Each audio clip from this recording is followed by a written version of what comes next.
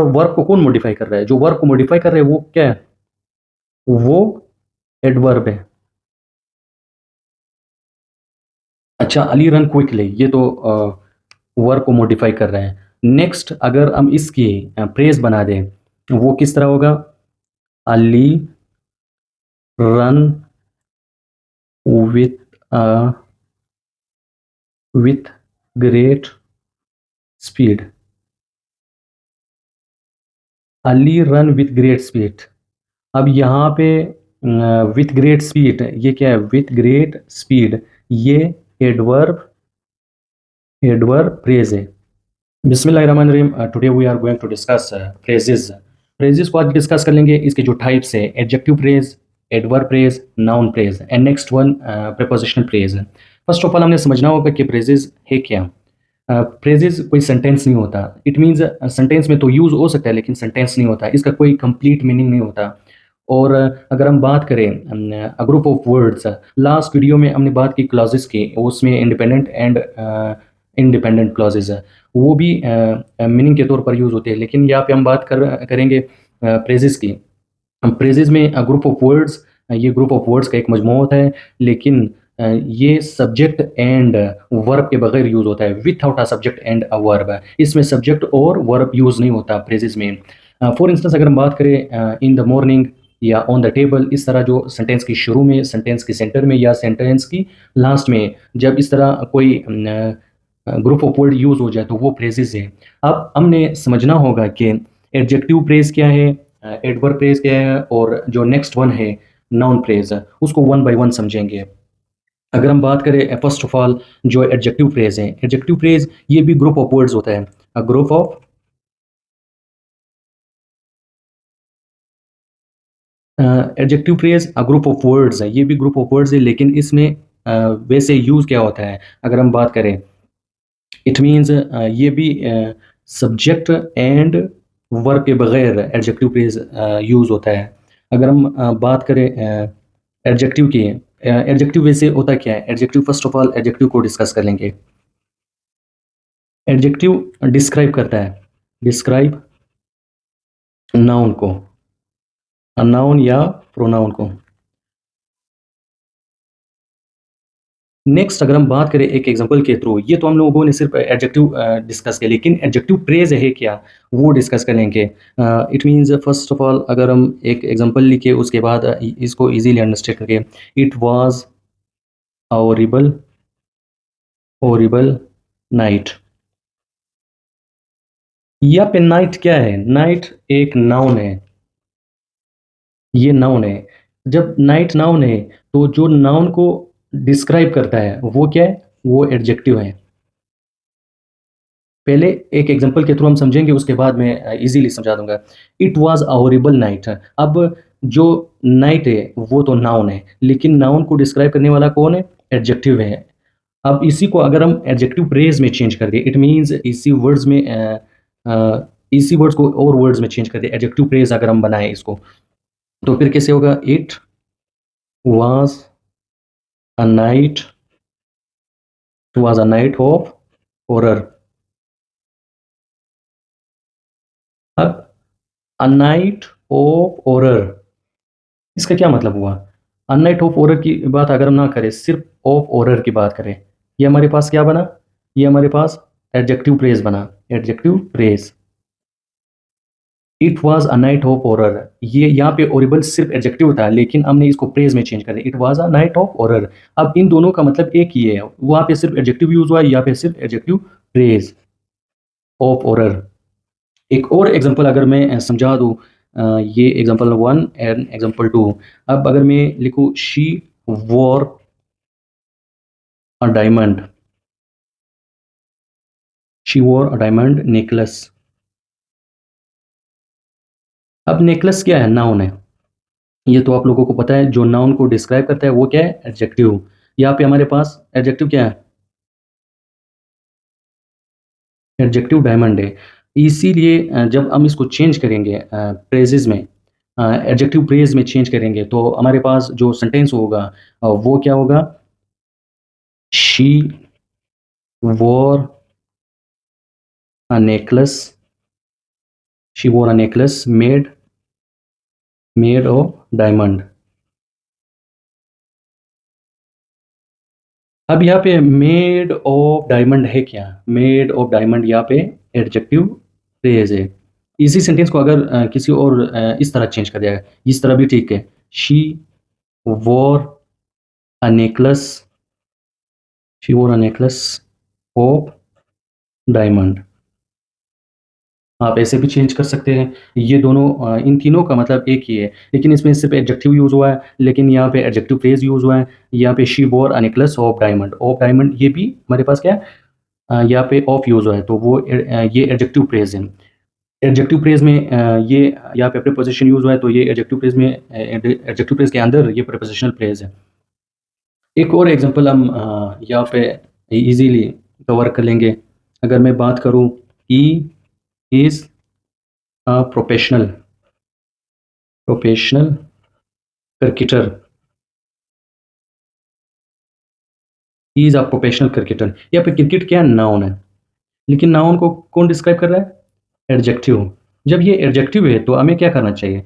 इसी सेंटेंस को अगर मैं एडजेक्टिव फ्रेज में चेंज कर दूं, तो फिर हमारे पास क्या होगा? हम तो इसी सेंटेंस को हम इस तरह भी चेंज कर सकते हैं। He is a cricketer he is a cricketer by profession.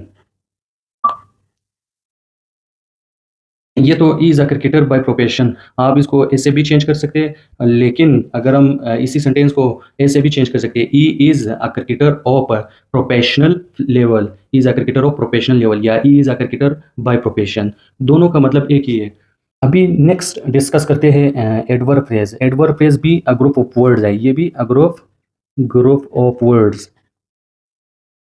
वैसे फ्रेजेस टोटल सारे फ्रेजेस ग्रुप ऑफ वर्ड्स है, लेकिन एडवर्ब फ्रेज में क्या यूज होता है, एडजेक्टिव फ्रेज में क्या यूज होता है, हमें ऑलरेडी पता है कि जो फर्स्ट ऑफ ऑल अगर बात करें एडवर्ब की, एडवर्ब है क्या? एडवर्ब किस चीज़ को मॉडिफाई करता है?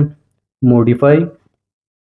एडवर्ब मॉडिफाइज क्या क्या क्या चीज़ें मॉडिफाई कर सकता है? वर्ब हो गया, एडजेक्टिव हो गया, ये adverb, verb, adjective and another adverb को मॉडिफाई करता है।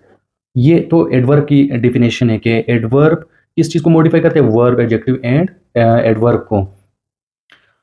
अगर हम एक एग्जांपल ले, it means Ali run quickly. अब ये जो अली रन क्विकली, यहाँ पे ये जो सेंटेंस आप लोगों को लग रहा है कि अली रन क्विकली, यहाँ पे जो वर्ब है, वर्ब के साथ मैंने एस इसलिए नहीं लिखा क्योंकि ये पास्ट इंडिफिनिट टेंस की बात हो रही है। यहाँ पे मैंने पास्ट इंडिफिनिट टेंस लिखा, फास्ट इंडिफिनिट टेंस लिखा। अच्छा, अगर अब मैं इसको फ्रेज में चेंज कर दूं, अली रन क्विकली, ये क्विकली क्या है? रन। रन तो वर्ब है, ये तो आप लोगों को पता है ऑलरेडी, लेकिन रन वर्ब है। वर्ब को कौन मॉडिफाई कर रहा है? जो वर्ब को मॉडिफाई कर रहा है वो क्या है? वो एडवर्ब है। अच्छा, अली रन क्विकली, ये तो वर्ब को मॉडिफाई कर रहे हैं। नेक्स्ट अगर हम इसकी फ्रेज बना दें, वो किस तरह होगा? Ali run with with great speed. Ali run with great speed. अब यहाँ पे विथ ग्रेट स्पीड, ये क्या है? विथ ग्रेट स्पीड, ये एडवर्ब एडवर्ब फ्रेज है। एक और एग्जांपल एक और एग्जांपल के थ्रू हम समझेंगे। मिसाल के तौर पर, Asfand Asfand is coming coming now. Asfand is coming now. Now यहाँ पे Asfand is coming now, it means यहाँ पे टाइम की बात हो रही है, ये टाइम को डिस्कस कर रहा है। नाउ यहाँ पे क्या है? आप इनके साथ लिख सकते हैं व्हेन। इट मीन्स आप जब एडवर्ब को डिफाइन करना हो, एडवर्ब फ्रेज को, इसमें आप हाउ, व्हेन एंड वेयर, ये तीन चीज़ें यूज़ कर सकते हैं। जो चीज़ हाउ, कैसे हो रहा है, कोई भी चीज़ हो, व्हेन, कब हो रहा है, जब टाइम डिस्कस करें, या हाउ इस तरह डिस्कस करें, एंड वेयर, कहाँ पे, ये तीन चीज़ें जब यूज़ हो जाए एडवर्ब में, वो एडवर्ब फ्रेज ही है। अब हस्बैंड इज कमिंग नाउ, यहाँ पे नाउ क्या है? नाउ कमिंग वर्ब, वर्ब को डिस्कस कर रहे हैं, तो नाउ यहाँ पे क्या है, ये एडवर्ब है।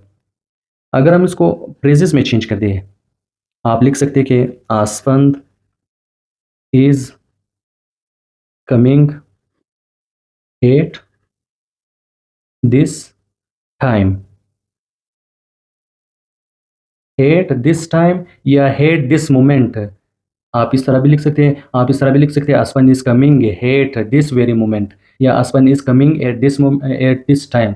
आप किसी भी तरह एडवर्ब फ्रेज बना सकते हैं। यहाँ पे सिर्फ ये एडवर्ब है, ये सिर्फ एडवर्ब है नाउ। लेकिन नाउ को जब हमने वो एडवर्ब फ्रेज में चेंज किया, eight this time, at this moment, eight this very time या एट दिस वेरी मोमेंट, आप किसी भी तरह एडवर्ब फ्रेज बना सकते हैं। एक और एग्जांपल अगर मैं यहाँ पे लिखूँ, इट मीन्स एक सिंपल वर्ड्स बता देता हूँ, ब्रेवली। ब्रेवली को आप किस तरह चेंज कर सकते हैं? अगर ब्रेवली तो सिर्फ एडवर्ब है, ये सिर्फ एडवर्ब है, लेकिन अगर इसको मैं एडवर्ब फ्रेज में चेंज कर दूं, तो फिर आप इसको इन अ ब्रेव मैनर, आप इसको या इस तरह भी चेंज कर सकते हैं। ये जो इन अ ब्रेव मैनर है, ये एडवर्ब फ्रेज है। जो नेक्स्ट हमारे पास नाउन फ्रेज है, अभी नाउन फ्रेज को हम डिस्कस करेंगे। नाउन फ्रेज हमारे पास है क्या, इसको थोड़ा मैं सेट कर लेता हूँ। नाउन फ्रेज, अभी फर्स्ट ऑफ ऑल ये भी noun phrase group of words है। इसमें आप लोगों ने सिर्फ यूज़ क्या करना है, उन चीज़ का ख्याल रखना है। इसमें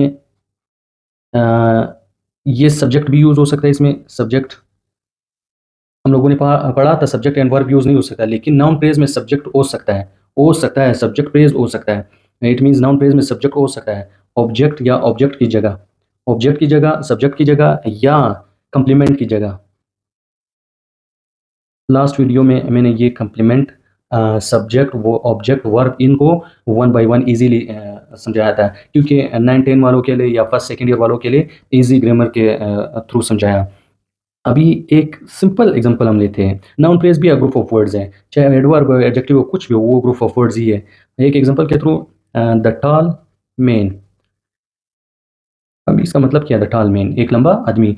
इसको अगर हम चेंज करें, यहाँ पे द आर्टिकल है, लेकिन टॉल क्या है, ये एडजेक्टिव है, ऐसा ही एडजेक्टिव है। और मेन क्या है, ये नाउन है। अब इसको हम करेंगे क्या, ये तो वैसे एक सेंटेंस है, द टॉल मैन, यहाँ पे सब्जेक्ट भी यूज हुआ है।